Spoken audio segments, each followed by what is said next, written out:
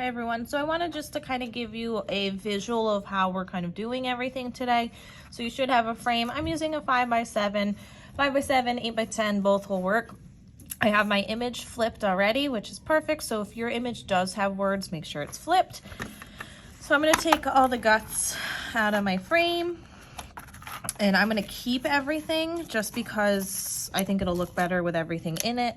And we really mostly want the glass. So obviously be careful with this.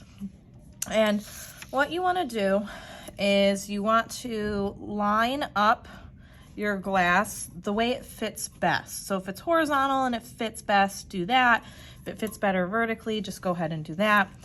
And you're gonna wanna think about placement. So if I put my glass up here, obviously that's not the best placement. So you wanna think about where you want your image in relation to the glass.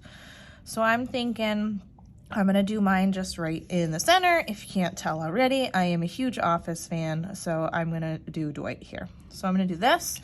And then if you want to, we have painter's tape for you guys to use. And you're just gonna use your painter's tape to set and kind of hold the glass in the drawing in place. So I'm just gonna do a little bit up here so that I can lift up the glass and see what I'm working with. And I'm gonna get it wrapped around to the paper. And I'm not taping the whole thing so that I can just kind of lift up and down and double check to make sure everything's lined up how you want it. So next what we're gonna do, we're gonna draw using an oil-based Sharpie marker our outlines. So we're working right on top of the back of this glass. Don't flip anything, make sure your paper is underneath your glass still. The reason we flip the image is because if we draw on this side of the glass, those words, when we lift it up to display it, they're gonna show through this side of the glass the way they're supposed to be. So trust in this process here. I know it feels wonky, I know it feels backwards, but just kind of trust in that process. So next what you wanna do is you wanna think about outlines. So anything that could be outlined, anything that's dark or black, you wanna outline. So I'm gonna fast forward through this part so you can kind of see what I do. Every once in a while, lift up your glass and hold it up to the light to make sure that you're not missing any spots and no light is shining through those dark outlines. So I'm gonna go ahead and get started.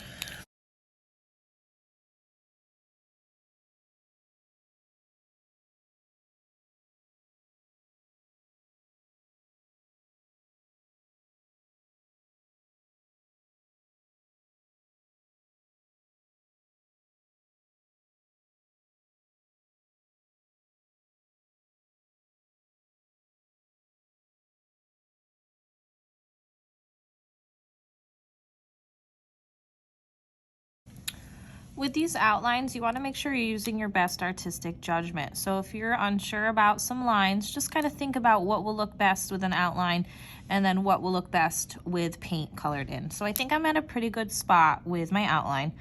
The only downside with these oil-based markers is you have to give them a second to dry. So what I'm going to do is I'm going to wait for it to dry and then I'm going to lift up my glass and double check to make sure there's no spots shining through. So I can see that this is a little too light right here. Some of my letters need to be fixed, so I'm gonna let it dry for a second and then touch up those spots. A good trick too for that is to hold it up to the sunlight or to a window and you'll be able to see those light spots really easily.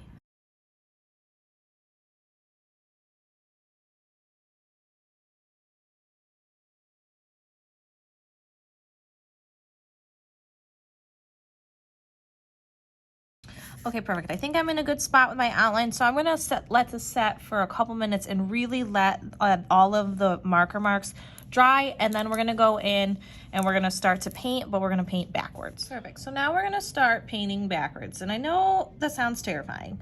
So when you do your painting, you wanna work light to dark. So if you have any white in your project, start with white. These are gonna be your highlights. My picture does not have any whites in it, so I don't have to add any. So work light to dark. So what I'm gonna do is I'm gonna mix a skin tone color, a darker skin tone color for the shadow, a shirt color, a hair color, and a jacket color. I usually tell my students to, right out of the bottle, paint is boring. Try to mix custom colors and try to mix colors that aren't right out of the bottle to match your drawing. So what I'm gonna do is I'm gonna start light to dark. I'm gonna mix that skin tone and that skin tone shadow. And once I get it, I'll show you how I paint it on.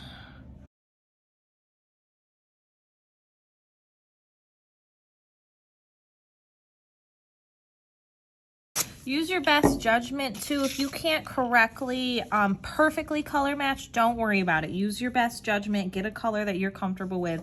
And even if it's not perfect, that's okay. So for example, the skin tone in the picture is a little bit off from the skin tone that I mixed.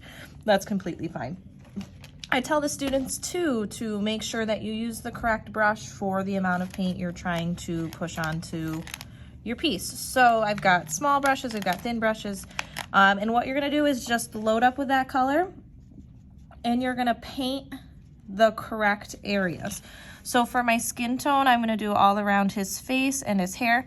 Because the marker is already on the glass, you can paint right over it. So see how I'm going right over that outline? You're not gonna see that. So if there's areas where you can just paint right over, because that layer of that marker and that ink is already below the layer of this paint that you're gonna put over it. So I'm just painting away and covering the best I can. This paint you're gonna have to layer because it's pretty translucent, you'll see through it. Another point of this too is you can lift up your glass and you'll be able to see what you've done and where you need to fill it. Sorry that it's upside down. But I can see just with that first layer, it's got a lot of coverage, so I'm probably gonna do 2 layers with that just in case, to make sure nothing really shows through. So you're gonna work around your painting, working light to dark, and just layer in those colors. If you also make a mistake at this level or with your outline, we can take the Q-tips or the X-Acto knives and just scratch at the paint or the marker and it'll come right up.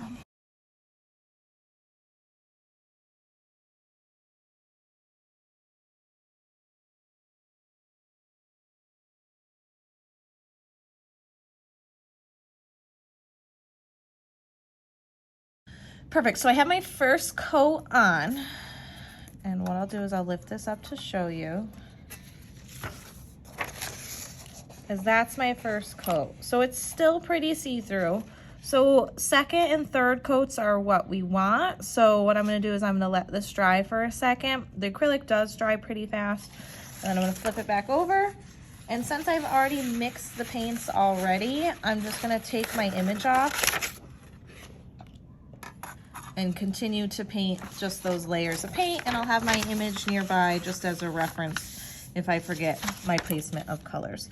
So let this dry and then continue just working that paint onto there.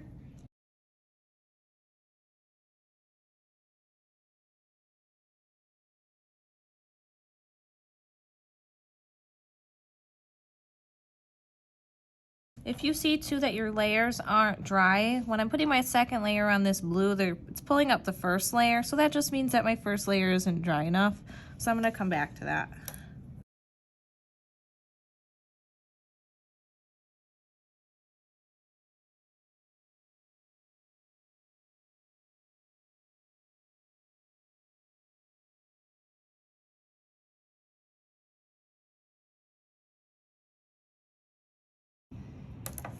Perfect, so there's my second coat.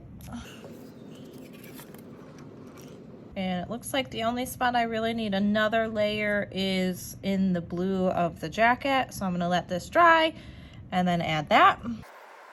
What's nice and what I'm doing is I'm also just fanning my glass to help the acrylic dry faster. So I cannot paint any further just because my glass is still a little bit wet. So what I'm gonna do is I'm gonna start planning how I'm gonna put it back into my frame.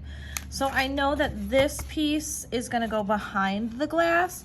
So I'm gonna start painting this piece as well, and that's gonna go in front of the holder. So I'm gonna just paint this white and add a little bit of texture into that so that when it goes back into the frame behind my piece, there'll be a white background.